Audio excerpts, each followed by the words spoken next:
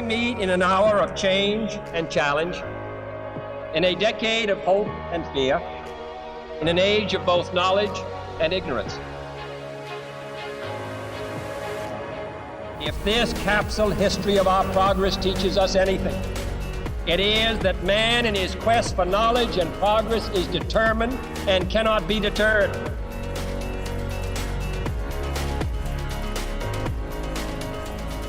Because that goal will serve to organize and measure the best of our energies and skills. Because that challenge is one that we're willing to accept, one we are unwilling to postpone, and one we intend to win.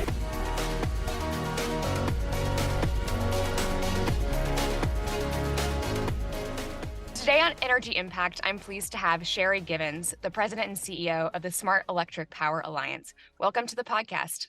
Great to be here. Thank you for the invitation. Absolutely.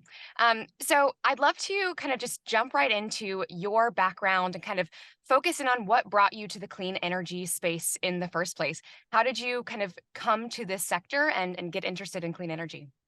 Yeah, I'm happy to answer that. So I actually have a pretty unique background, I think, in this industry specifically. I've been in energy for about 20 years, but 5 years prior to that, I worked in legislation. So I originally started in the Texas House, Texas Senate, and Texas Governor's Office, working in the legislature. I went to law school, and upon graduating law school, I was trying to figure out what I wanted to do next. I ended up going back to the Texas legislature and working in the Senate. This was right after restructuring happened in Texas, so things were popping. You know, there was a lot going on, and it was a really exciting time. I was doing a fellowship in the Senate, and when that fellowship ended, I was looking for a job as an attorney, and I knew I wanted to go into public service. So I started applying at different state agencies, including the Attorney General's Office and the Public Utility Commission of Texas. The PUC called, and they made me an offer, and they said, "Do you want to do electric or telecom?" And I said, "Both," because I know nothing about either. And that started, my professional journey in the electric sector, and it was fantastic. So at the Utility Commission, I was an attorney. I was advising the 3 governor-appointed utility commissioners on a biweekly basis in preparation for open meetings, whether it was rate cases or transmission siting or regulatory or policy proceedings, even testifying before the legislature. And it just really excited me to be in energy at that time. And that was the early 2000s. So we just opened the markets into retail electric choice in Texas. From there, I actually went to the Office of Public Utility Counsel, which is the utility consumer advocate for the state of Texas. So essentially, it operated as a small law firm that represented all the residential and small business customers in Texas before the Public Utility Commission, the legislature, and the courts. It wasn't a job. It was amazing. I had the opportunity to get in my truck and drive across the great state of Texas, really listening to customers on their journey, understanding why energy was important to their homes, to their families.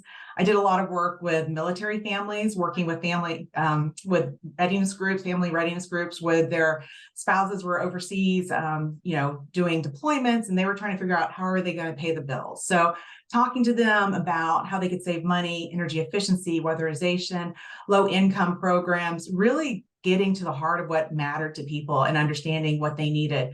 I even had them bringing their utility bills to the meetings, and we would sit down and look at the different retail options that they had. And I also was able to serve on the ERCOT, the Electric Reliability Council of Texas Board of Directors, representing residential customers, and the Texas Reliability Entity Board as well. And NASUCA, the National Association of State Utility Consumer Advocates, I was on their executive committee for 3 years during my service at OPUC. Which was just such an honor because it's 50 plus, consumer advocates across the nation, all working on thinking about how they're going to effectively represent customers in their respective states.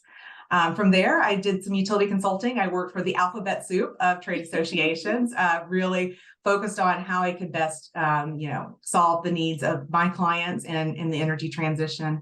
And then most recently, just prior to joining SEPA, I worked for an investor-owned utility in the Northeast, National Grid, which services 20 million customers in Massachusetts, New York, and formerly Rhode Island, really focused on the carbon-free, fossil-free transition.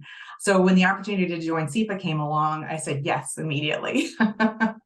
That's a fascinating journey. I actually didn't really appreciate just how, people driven your role was. I mean, driving around Texas, actually speaking with people about, how energy impacts their lives, and then, kind of taking that very you know, personal experience in energy, and then actually being able to kind of take that broader as you expanded your work outside of just the state of Texas, at National Grid, and now kind of overall nationally, across kind of the full utility landscape. I wonder if you could share any specific stories or kind of lessons learned when you kind of moved from the state-based very local engagement that you were doing to then how did that translate into the work that you started doing when you're really helping to orchestrate how folks are thinking about clean energy impacting their lives on the national level, and what that journey was like for you as you kind of moved along in terms of your scope. Yeah, so I've been in my role currently as president CEO for about 5 months, so I'm still relatively new. But when I did my consulting for 5 years, I also had a national footprint. So I worked with organizations from coast to coast.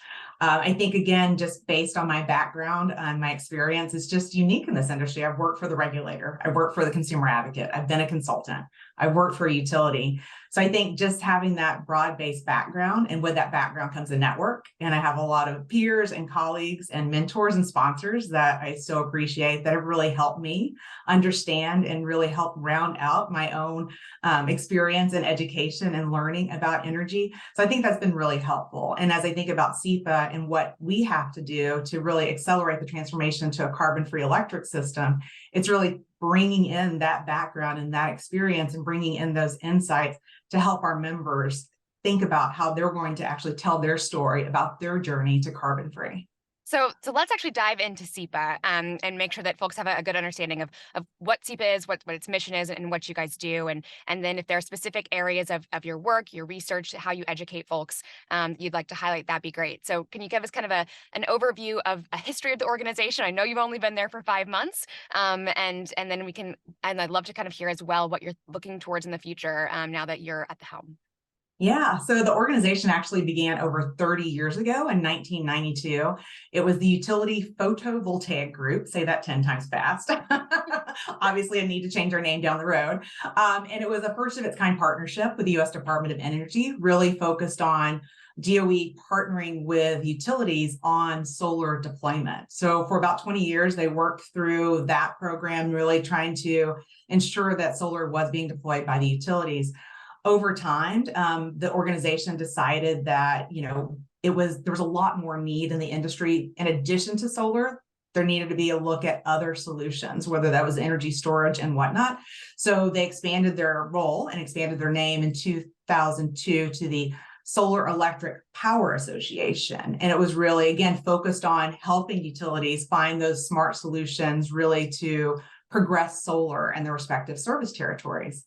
And then once again, in 2016, they saw, again, a rising need from their membership to really expand what technology solutions were available to get to carbon free. Mm-hmm. And so to do that, it was solar. And so in addition to solar, which is still part of our focus, we decided we needed to focus on some other technologies that were out there, whether it was, energy storage, wind energy, electric vehicles, microgrids, hydrogen fuel cells, most recently virtual power plants, thinking through what more we can do for our constituency, our membership. So then we changed to the Smart Electric Power Alliance.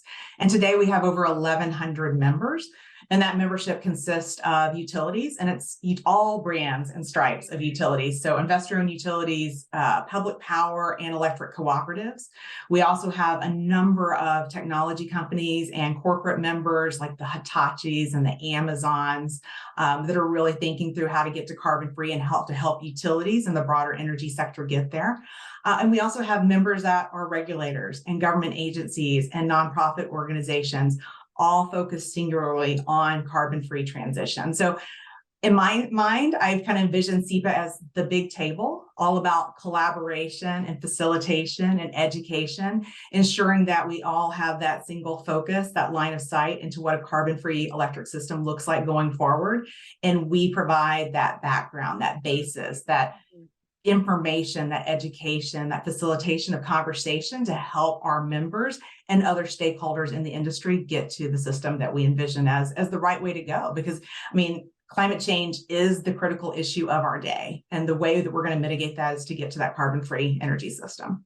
That's fascinating. I mean, the list of membership is so broad, and I think it's really critical to have kind of one very central core, goal that you're all working towards: decarbonization, and transition to clean energy, in order to unite all of those, different groups and different members that have, their own interests, from private to public sector, from, the nonprofits to, to the utilities.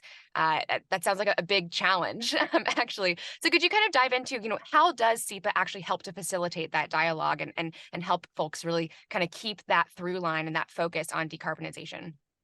Yeah, so we work with our members. So when our members come to us, a lot of times they ask questions and they want to try to find solutions. So we have a team of 50 plus in DC and across 14 states that are really at the front lines of trying to define those solutions for our members, whether it be a utility, a corporate member, a state energy office, a utility commission, and the like. So we provide advisory services to them. We also do like projects where we have multiple members join in. We might have a project where we have 8 different utilities and a couple of other stakeholders, maybe corporate members, that come together and they're focused on like one issue. And maybe it's like transportation electrification and benchmarking equity. That's one example of some recent work that we came through. But it's really about trying to find ways to collaborate, to work together, because we know that we can't do this alone. No one utility can get there on their own. We have to do it in collaboration. So we do it through that. We do it through facilitation, bringing our different stakeholders, bringing our different members and other interested parties to the table to talk through different opportunities and different options. And really, again, through education. So we're a 501c3 nonprofit. We don't lobby. However, we do educate. So we can take that technology agnostic, solution agnostic approach and really provide just, honest information about different approaches and different options.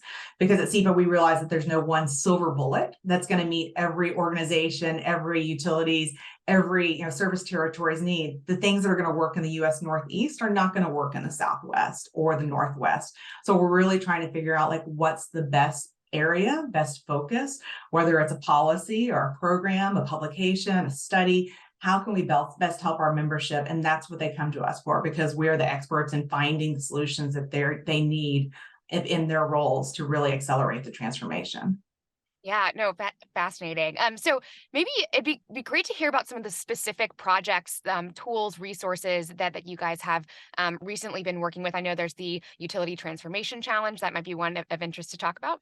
Yeah. So we just last month in February of 2023, we came out with our utility transformation profile, and it's a voluntary survey of our members. And we had 118 of our members, and this is investor-owned utilities, municipal utilities, and public power participated in it. And it really is, it starts out with a list of questions that was issued last spring and last summer.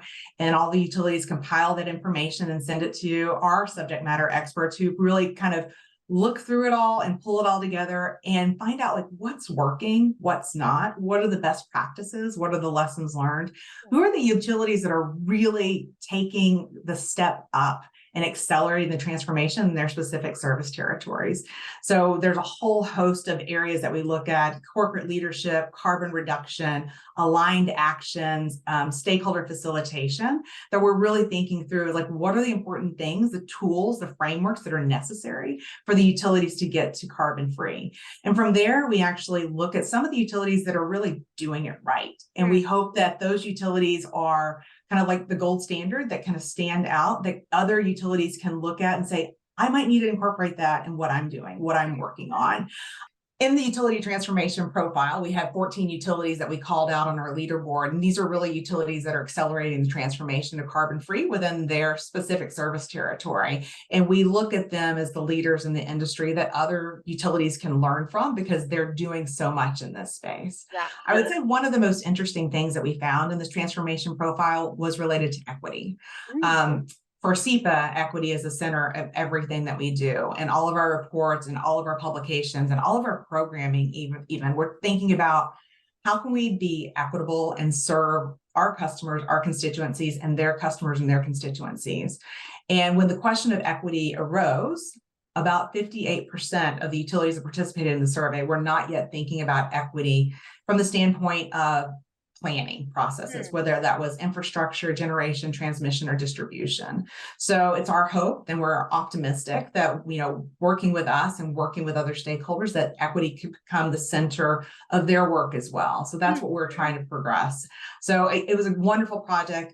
For anyone that's interested in downloading the report, they can go to sepapower.org and review the results of the report. This was our second annual endeavor, Okay, so we'll be doing it again next year. Yeah, great. Well, I love that you even called it a leaderboard, right? Because it's not just sharing of best practices, but really highlighting those that are exemplary, so that it's almost creates a little bit of jealousy, a little bit of FOMO and competition to want to be more, to be at the top of that chart in the next year. So that's really, really great. And I also love that you highlighted equity as a key metric. Are there other key metrics that maybe not just within this challenge or this survey that SEPA focuses on, in addition to just more clean energy? How that you kind of focus on in all of the dialogues that you facilitate?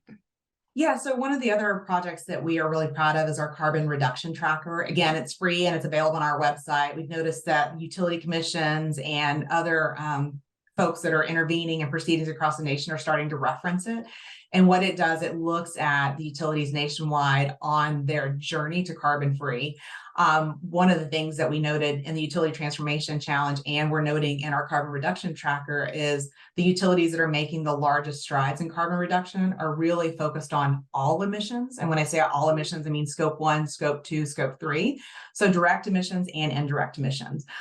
In the utility transformation profile, it's also highlighted that those utilities that are working with those third-party verification organizations, like the Science-Based Target Initiatives, those are the ones that are really progressing that transparent, open dialogue with their customers, letting them know that they really are trying to achieve certain carbon reduction metrics.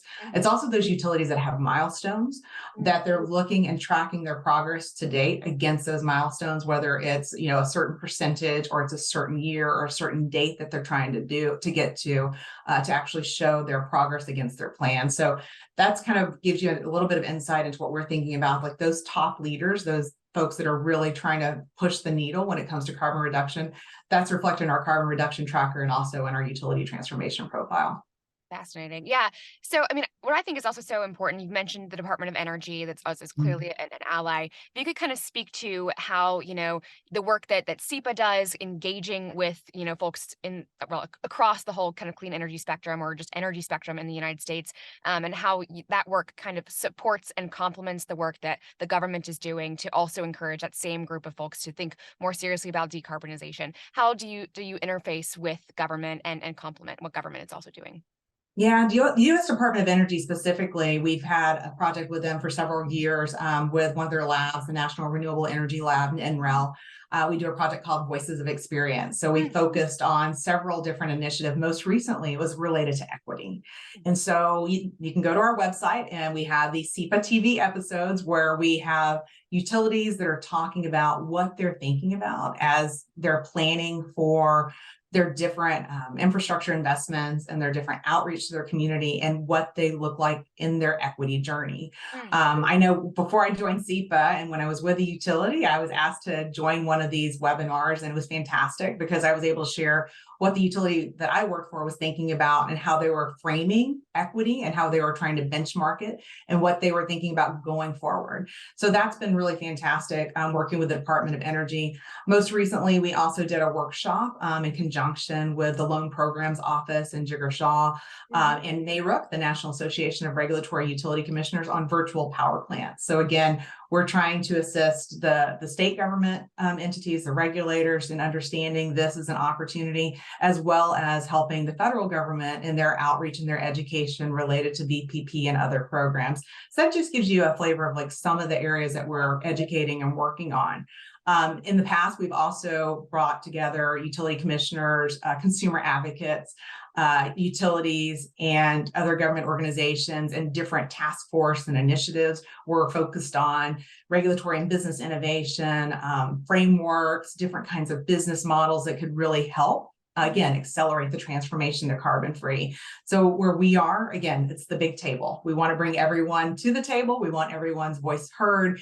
We're all about thinking through the big ideas, the innovation, the solutions that are going to get there. We know we have a lot of the technologies today that are going to get us to carbon free, but we're excited about new technologies that are entering the scene. And so that's why it's essential for us to convene folks to really come together to talk about the big ideas on how we're going to achieve our big goals together. Yeah, yeah. I love you also mentioned business model because it isn't just technology, right? You can have, the best technology in the world, but if you don't have a way to, deploy it smartly, it doesn't have the right kind of product market fit, you're not going to get anywhere.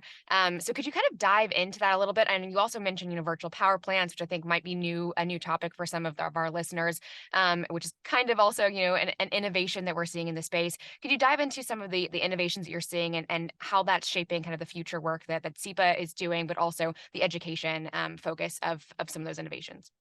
Yeah, from an innovation standpoint, I mean, we're always looking to see what's the new technology out there. So we do international fact-finding missions every year. Most recently, we went to Australia. We're planning a trip to Denmark in June, where we take a number of our executive, utility, and corporate members to really experience firsthand what other countries are doing, their lessons learned when it comes to innovation and technology. When it's related to business models, we're always trying to help think through how are utilities going to get funded for some of that innovation. One of the challenges is, with the regulatory construct, when a utility goes in and asks for funding for a specific project, they typically have to do that through a rate case, and a rate case can take 12 to 18 months. And the way that with technology booming and changing as quickly as it is, sometimes that can be challenging for utilities to actually get through their ask and their request for innovation for funding. So we're trying to help them think through what are the best actions or efforts to make a filing with their regulatory commission. Is it something that's a component of a rate case? Is it a standalone filing? Is it some other construct that hasn't been thought through before? How are we going to make this happen quicker, faster, at pace to really mitigate climate change? Because ultimately that's what we're all trying to do. So it's, again, bringing everyone to the table to have those conversations and be honest about it, because it is a challenge for both utilities, for corporate members, for developers and the like, to really want to see things happen faster. But you have to recognize the rules and regulations that are in place, both at the federal and the state level and even the local level, to really try to get things done. Yeah, absolutely. And again, yeah, I'm really glad that you're not just, pulling in best practices from across, all of your membership in the United States, but also looking at other models to bring in, where other people have already figured some of these things out, right? We don't have the same regulatory frameworks as other countries necessarily, but we don't have to reinvent the wheel every single time. And having, having that broad scope as an organization to actually go out on that fact-finding mission and ensure that, all of your membership does have the most up-to-date and accurate examples and case studies to think about some of the challenges they're facing is absolutely critical. And I'm really glad to hear that you guys are doing that work and playing that kind of facilitator role, and also bringing your membership to those, directly to those other folks from internationally that they can directly learn from. So yeah, I'd kind of love to think more about kind of in the future. Are there upcoming initiatives or projects that you can tell us publicly that you're focused on for 2023 that you're particularly excited about? Yeah, so a lot of the work that we did last year was focused on equity. I mentioned the Voices of Experience and our partnership with NREL and DOE, and then most recently the Utility Transformation Profile. So in the coming months, probably even in the coming weeks, you'll see some work coming out from us that's really focused on equity and how do we achieve equity in the carbon-free transition. So that's some really exciting work that we're working on. In addition to all of our publications and the work that we do with our members, we also are very much involved with RE+. It is the largest North American energy trade show, and that's upcoming in September. But leading up to that, we have 8 regional events. Most recently, I was at RE+ Northeast in Boston. I just came back from RE+ North California in Sacramento, headed to RE+ Texas Nice. next week in Austin. And that's really an opportunity, again, to bring all of the great thought leaders together to talk about different components of renewable energy that are going to help us get to carbon-free system. So that's some things that we're excited about. I mentioned the Denmark mission. That'll be our 14th international fact-finding mission that we've taken our members on. Just the takeaways and the information that our members bring back from those events and that they can actually implement within their own service territories, within their own utilities, is fascinating. We've really had a really good response to those fact-finding missions. So there's a lot happening at SEPA right now. So it's hard to pin down like what I'm excited about, because I'm excited about it all. I mean, I really do think that is one of the most wonderful organizations. It's mission driven, it's member driven, and we've got so much to do. And the impetus on us is just, there's so little time to do it, because we really need to try to solve this problem on climate change together. And we need all the stakeholders, everyone at the table, to have that discussion with us. Yeah, no, I'm glad you also brought up timing. I think that's just the most critical thing to not lose sight of, right? We don't have a lot of time to make a pretty radical shift in how we live our daily lives. I mean, to put it frankly, right? Energy is the foundation of absolutely everything.